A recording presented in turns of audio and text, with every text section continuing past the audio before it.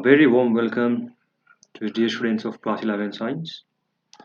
Today we will begin with the first unit,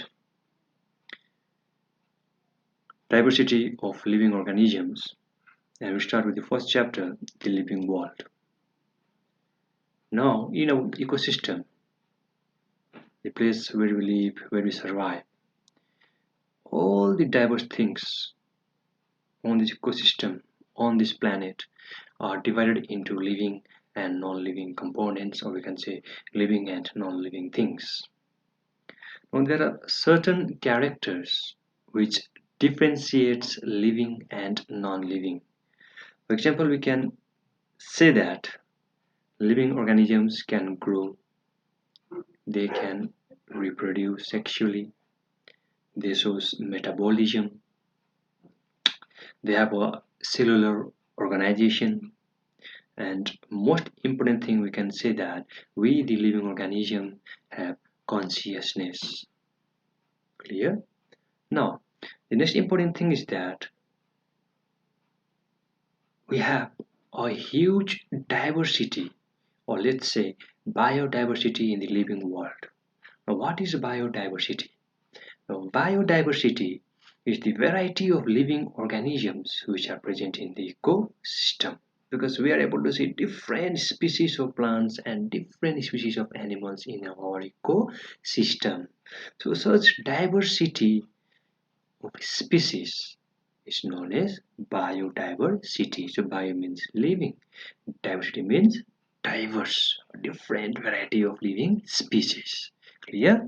So due to this huge diversity of living organisms, there is a need for classification. That means we have to classify the living organisms into different categories or into different groups. Clear? Now what are those groups? Then we can say that we human beings are mammals, right? We have got invertebrates, we have got vertebrates. So these are mainly the groups in general we can say. Vertebrates, invertebrates, right? We have got mammalia, class mammals, we have got class insecta.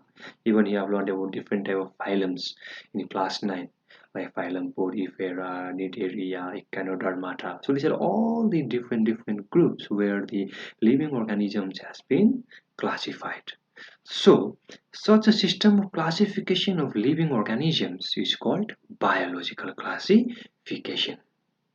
Now, why is classification important? Why there is need to classify the living organisms into different categories? First thing is that classification helps in identification of organisms. Second thing, we can say that it makes the study of different organisms very convenient and very easy. Clear? So now we are going to discuss about those living world. We are going details. In the last class, in the introductory part, I have mentioned that in our syllabus, right? This is mainly the reduced syllabus. So most of the topics in between the chapters has been removed. Clear? So today we'll begin with the first particular topic from our chapter, that is three domains of life. Clear? So the three domains of life was mainly proposed by Carl Huss in the year 1978. Clear? And this particular three domains of life, listen very carefully, we said that it was mainly proposed by the Carl Huss in the year 1978. So these three domains of life is mainly based on difference in the sequence of nucleotides in the cell's ribosomal RNA. Now before that, what do you mean by nucleotides? We have learned in class 10 about the nucleotide, the nucleosides while doing DNA, right? So what do you mean by nucleotides? Which is mainly a combination of sugar, phosphate and nitrogenous bases. Clear? Now this particular three domains of life, firstly, it's based on such differences in the sequence of nucleotides present in the ribosomal RNA, or we can say rRNA. Now, what is the function of rRNA? Now, rRNA is simply help in the synthesis of proteins. We have learned in class 9 about the function of RNA, ribosomal RNA. Clear? Now, second fact, it is based on the lipid structure of cell membrane and its sensitivity to antibiotics. So, second fact, the three domains of life is mainly based on the lipid structure of cell membrane. That means cell membrane structure is mainly made up of lipids and sensitivity to antibiotics. That means whether the cells are resistant to antibiotic or whether they are not resistant to antibiotic. So that means sensitivity. That means they are either destroyed by the antibiotics or they are not destroyed by the antibiotics. Now, why did the Carl Hus choose the sequence of nucleotides of ribosomal RNA while proposing the three domains of life? Why not that of DNA, or why not that of mRNA? Clear? So mainly thing is that the ribosomal RNA or RNA molecules, they are most conserved structure.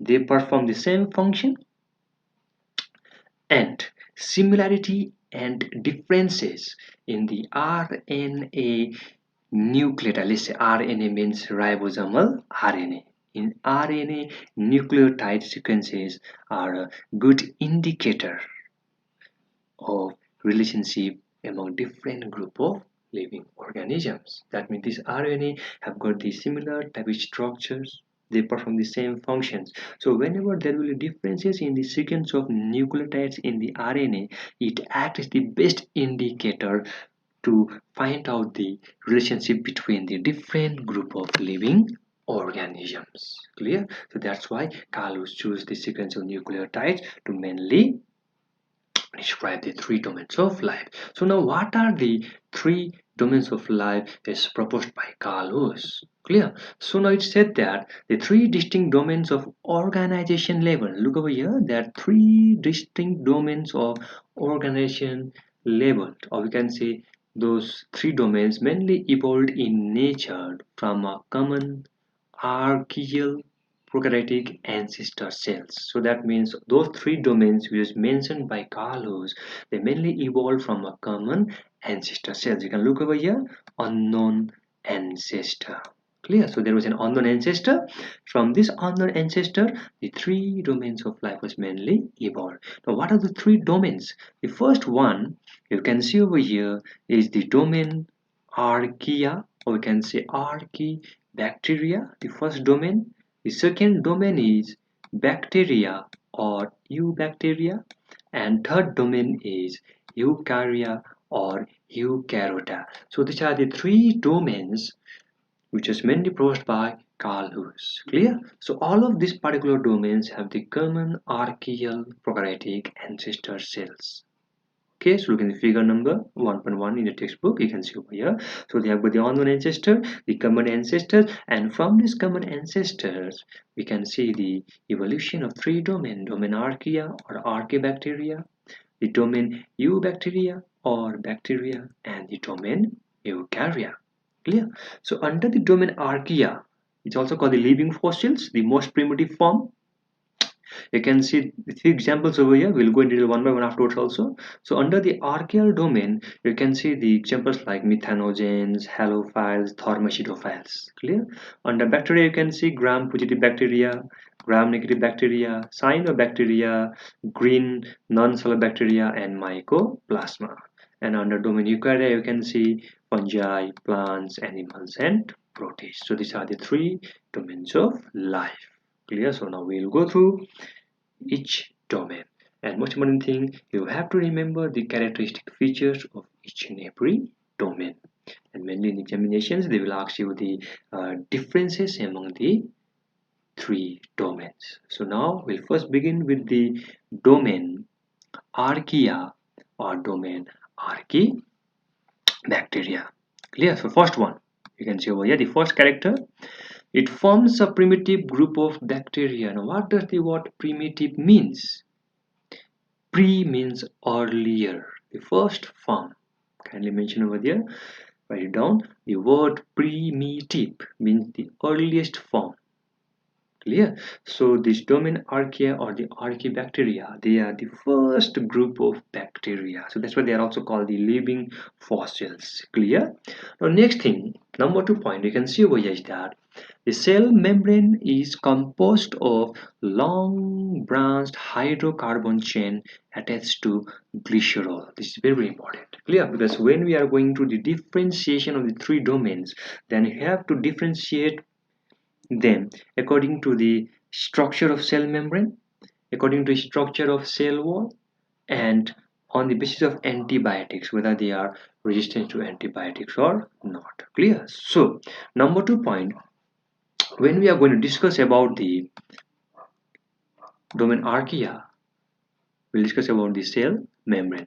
So the cell membrane of Archaebacteria is mainly composed of long branched hydrocarbon chain attached to glycerol. Now what are hydrocarbon chains? I mean those chains are mainly composed of hydrogen and carbon.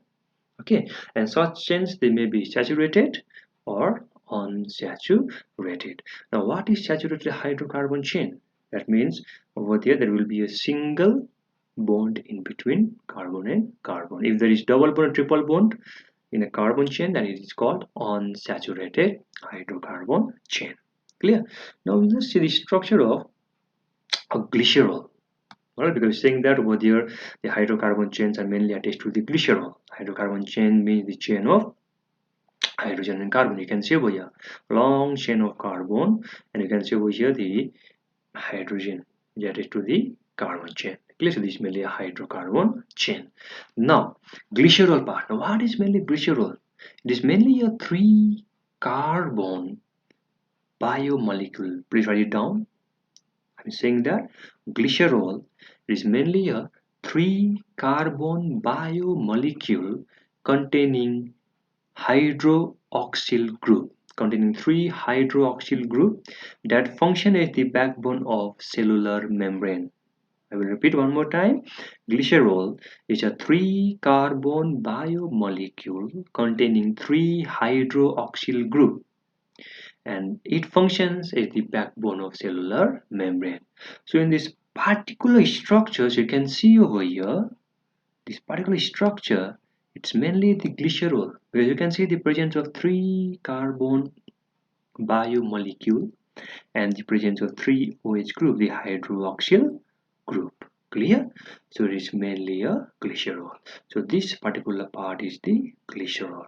So mainly in case of Archaea or Archaebacteria, the cell membrane is mainly composed of long branched hydrocarbon chain attached to the glycerol. So you can see over here this long chain of hydrocarbon. It's actually a branch chain, and you can see the presence of a glycerol, the 3 carbon biomolecule with 3 hydroxyl group. Clear? Now next point. Now number 3 point, you can see over here the cell wall. The cell wall is non-cellulosic. Now what does the word non-cellulosic means? It's absence of cellulose. Mainly in plant cell, we said that cell wall is made up of cellulose. So archaebacterial cell wall, they are without cellulose, they are non-cellulosic, and they are without peptidoglycan. Clear? They are also without peptidoglycan. Now what is peptidoglycan? Listen very carefully. What is peptidoglycan? Please write it down. It is mainly a polymer consisting of sugar and amino acids. Clear? It's mainly a polymer consisting of sugars and amino acid that forms a mesh-like layer outside the plasma membrane of most of the bacteria. Clear? So I will repeat one more time that peptidoglycan is a polymer consisting of sugar and amino acids that forms a mesh-like layer outside the plasma membrane of most bacteria. Now this particular structure which you are seeing over here is mainly the peptidoglycan. It forms a mesh-like network. So these such structures are called mesh-like structures and is mainly formed by the help of peptidoglycans and is present in most of the bacteria. Whereas in case of archaebacteria, such structures, such peptidoglycan, they are absent. Clear? Now, next point number 4. They are not influenced by antibiotics that destroy the bacteria. That means bacteria are sensitive to antibiotics. The bacterial cell membrane can be destroyed by the antibiotics, but such antibiotics, alright, such antibiotics, they are not able to destroy the archaebacteria. So archaebacteria are not influenced by antibiotics that destroy the bacteria. Clear? Now, number 5 point. rRNA means ribosomal RNA.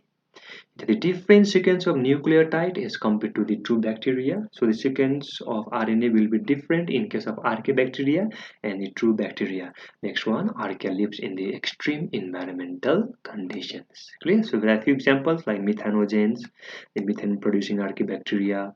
Because you can just break the word methano. Methano means methane. And gens means generation which will produce. So methanogens are there, halophiles are there, and hyperthermophiles are there. These are the few examples of archaebacteria.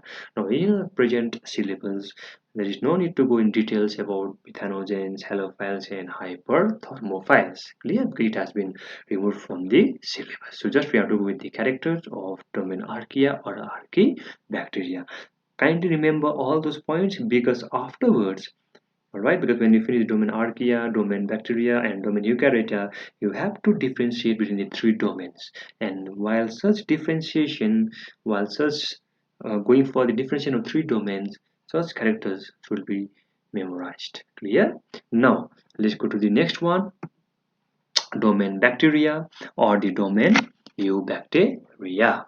Now, what are the characteristics of the domain bacteria or the domain Eubacteria? Okay, so the first point we'll discuss over here, that cell membrane is composed of unbranched fatty acid chains which are attached to the glycerol. So when we're talking about the domain Archaea, it was mainly the hydrocarbon chains which are attached to the glycerol. But over here you can see that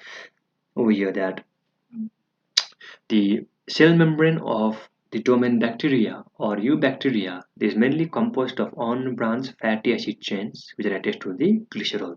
Now, what are fatty acids? Clear? What are mainly the fatty acids? So generally, in terms of biology, when we discuss about fatty acids, we can say that they are the building blocks of fat in our body. So fatty acids, they are simply the building blocks of fats in our body and in the food that we used to eat. Clear? Now during digestion, the body breaks the fat into fatty acids, which can, or which like can say, which are then absorbed by the blood. Clear? So fatty acids, they are mainly the building blocks of our fat. Now, generally, a fatty acid consists of a straight chain of even number of carbon atoms. You have seen in the previous figure also. You can see over here. So fatty acid is mainly composed of a long chain or straight chain of even number of carbon atoms. So you can see over here the presence of carbon atoms with hydrogen atoms along the length of the chain. So over here you can see the presence of hydrogen atoms along the chain of the carbon atom. So we are saying that fatty acids is mainly consist of a straight chain of carbon in which the hydrogen atoms are linked. Clear?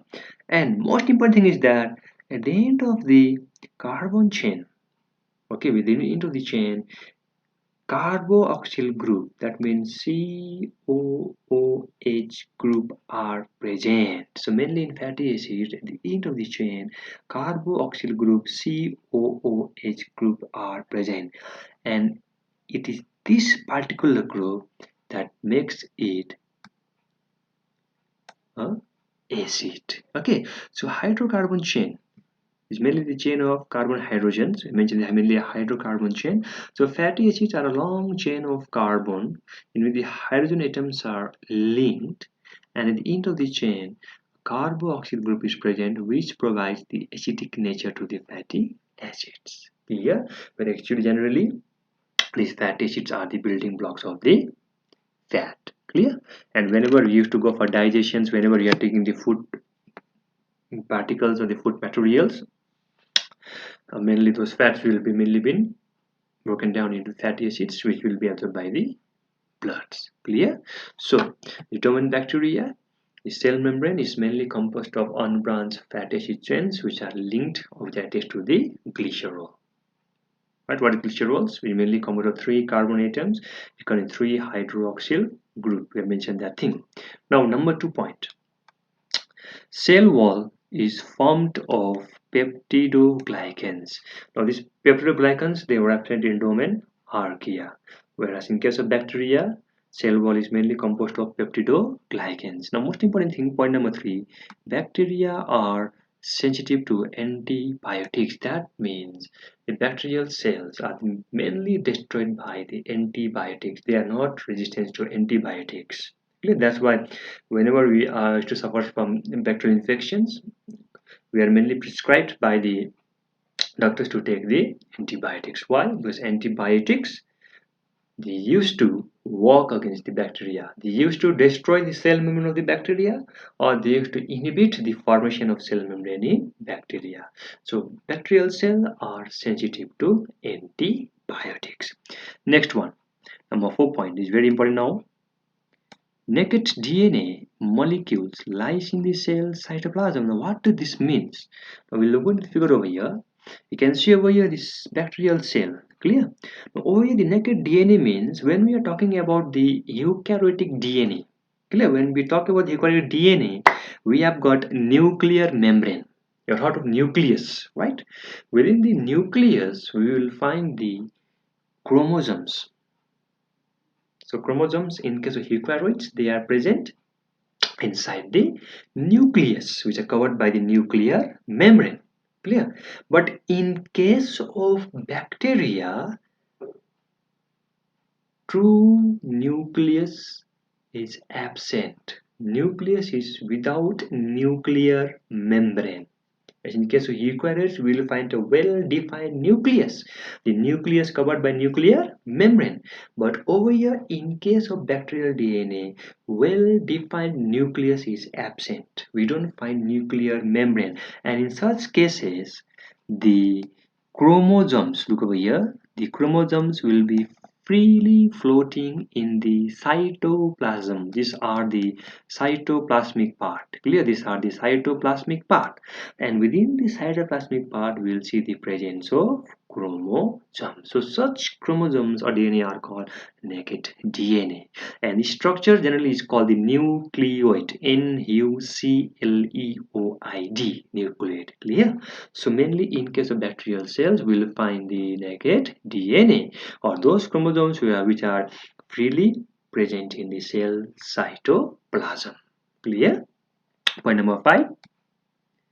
Bacterial RNA is unique and distinctly different from the rRNA of Archaea and Eukarya. That means the ribosomal RNA of bacteria is distinctly different from that of the Archaea as well as Eukarya or Eukaryote. Clear? Point number 6, look over there. It's saying that bacterial ribosomes are 70 S types. It's very important. Okay, it's saying that bacterial ribosomes are 70 S type. Now, what do you mean by S? It's saying that ribosomes 70 S type. Now, what do you mean by 70 S? What does the word or the alphabet S means over here? S means sedimentation coefficient in Sedgwick unit. Kindly make a note. 70S ribosomes, we can say that. S means the ribosomal subunit, which stands for Sedgwick unit. SVEDBERG, Sedgwick units, and it represents the sedimentation coefficient. One more time. And it represents the sedimentation coefficient rates of the ribosomes during centrifugation. Okay, so over here, bacterial ribosome 70S means that the ribosome is of 70S type. In case of eukaryotes, we will find different ribosomes. It will be of 80S, clear? But in case of bacteria, it is 70S, where S means the sedimentation coefficient, or we can say Sedgwick unit. It is subunit of ribosomes, clear? And this particular S represents the sedimentation rates of the ribosomes during centrifugation. It will settle down at 70S. Clear? Now, few examples are mycoplasma, cyanobacteria means blue-green algae, gram-positive bacteria, and gram-negative bacteria. Now, these gram-positive bacteria and gram-negative bacteria we will discuss in detail in second chapter, but generally it has been differentiated on the basis of the gram stain. Gram positive, they are able to absorb the gram stain and they are called gram positive, whereas gram negative, they are not able to absorb the gram stain and they are called gram negative. So domain bacteria, the cell membrane is composed of unbranched fatty acid chains that is to glycerol. The cell wall is made up of peptidoglycans. They are resistant to antibiotics, or they are sensitive to antibiotics. DNA are naked, there is no well-defined nucleus, so DNA will be freely floating in the cytoplasm and they are called the nucleoids, or clear. Then we mentioned that the ribosomes in case of bacteria is 70S type, where S means the sedimentation coefficient or the Sedgwick unit, clear.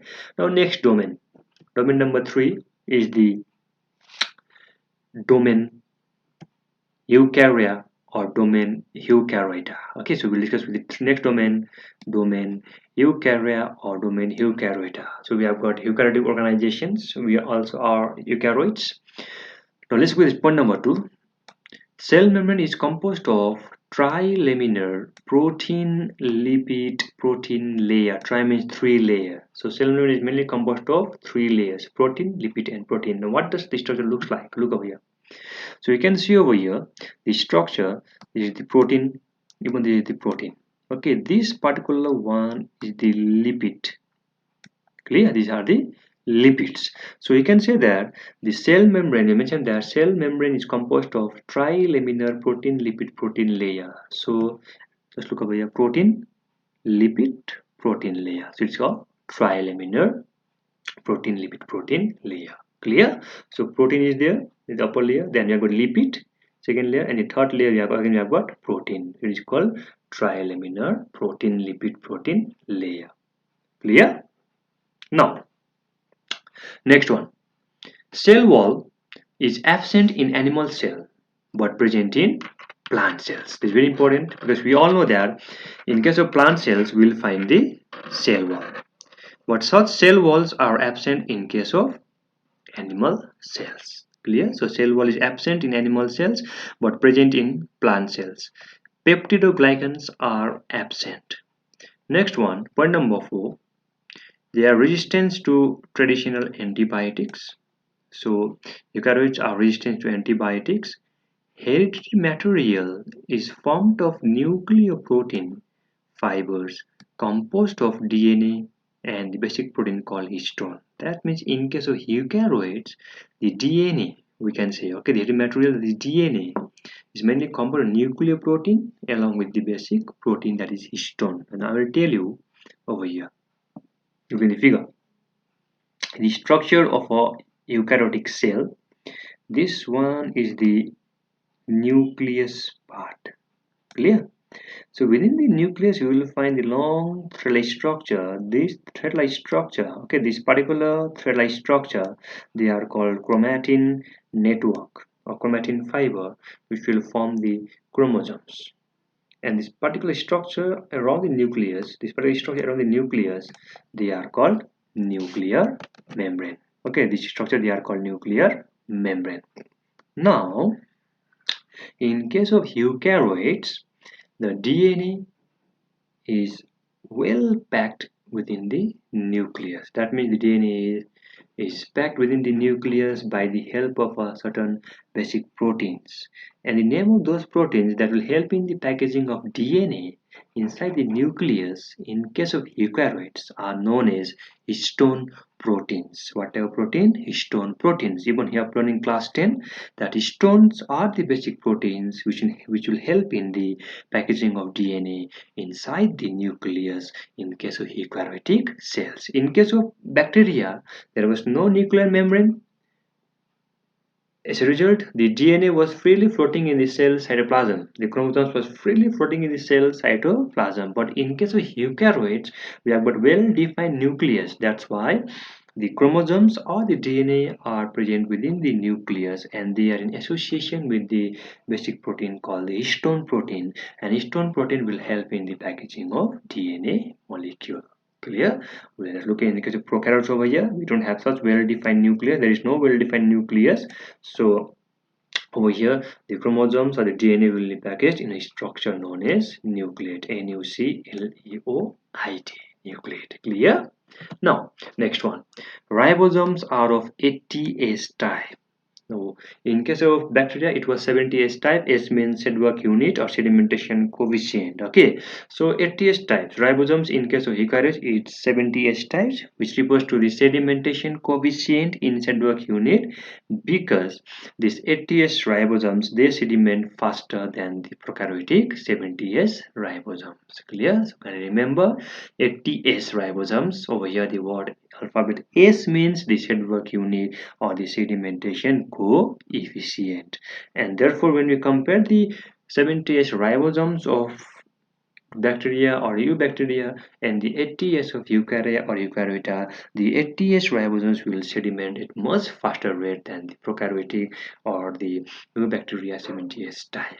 Clear? So here we have finished the three domains of life which are proposed by Carl Lewis. And remember the three domains of life, they are mainly domain Archaea or the Archaebacteria, the most primitive life form on this planet Earth, and they're also called the living fossils. Then the second domain was domain Eubacteria or bacteria, and the third domain is the domain Eukarya or Eukaryota. Clear? Now, the Eukarya or the domain Eukaryota is divided into the following four kingdoms. So what are the four kingdoms? Okay, so the first kingdom you can see over here in the domain Eukarya is the kingdom Protista. So under this domain we will find slime molds. Just looking at textbook, all right. Under the kingdom Protista we will find slime molds, we will find eclonates, we will find algae, and we will find protozoans.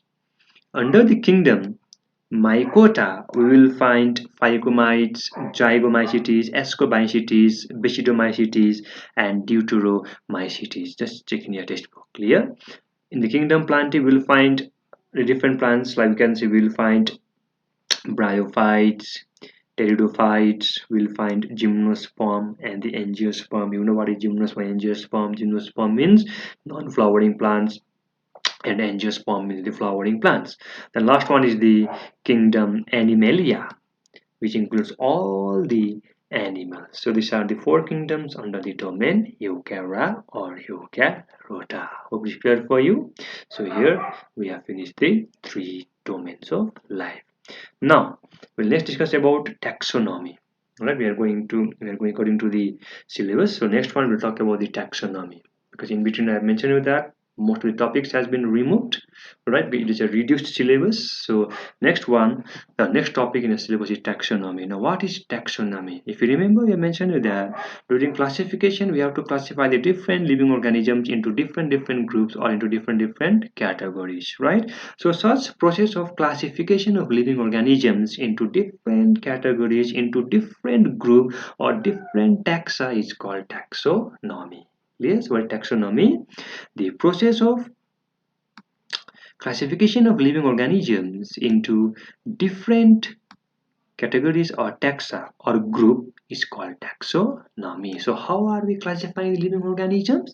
We are first of all we are identifying the living organisms based on their characteristics, all right. Then we'll go for identifications, then we'll classify them, and we also assign them a particular name. So let's say we have discovered a new species of living organisms. Let's say a plant or an animal, or let's say we have discovered an animal. Clear? So what we do, first of all we'll try to identify the species. We'll go through the characteristics. We'll first see the characteristics present in that particular species.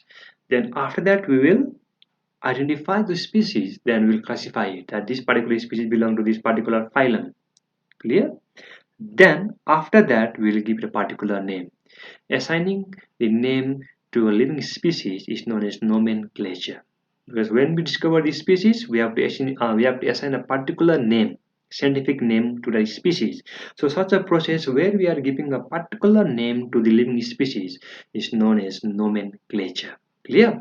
Now during this process, what we do, we will collect the information about their external and internal structures. Alright, so during classification or during classifying the species, so what we are doing, we are collecting the information, we are gathering the information about their external characteristics or the internal structures. Alright, the cell structures, their biochemistry, the different type of molecule present in the particular species, their physiological characteristics, the developmental processes, and all the ecological features on what type of climatic condition such species can survive. So all those things are taken into account while doing taxonomy, while classifying the living organisms.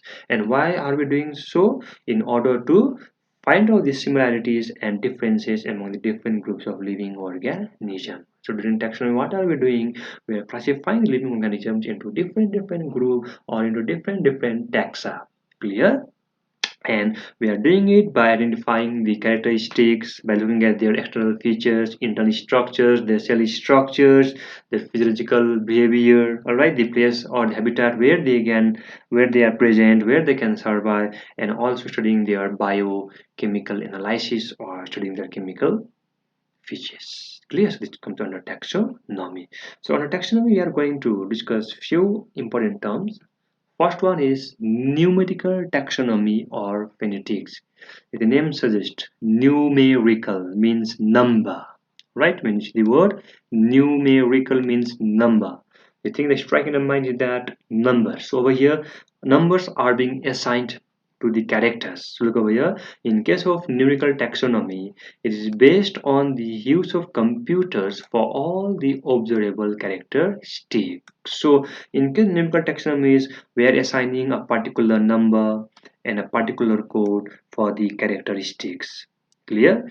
And those number and codes will form a particular data, and that are mainly processed in a computer. That means all the characters, all the numbers and the codes that are assigned to a particular characters are mainly processed in the form of data in a computer.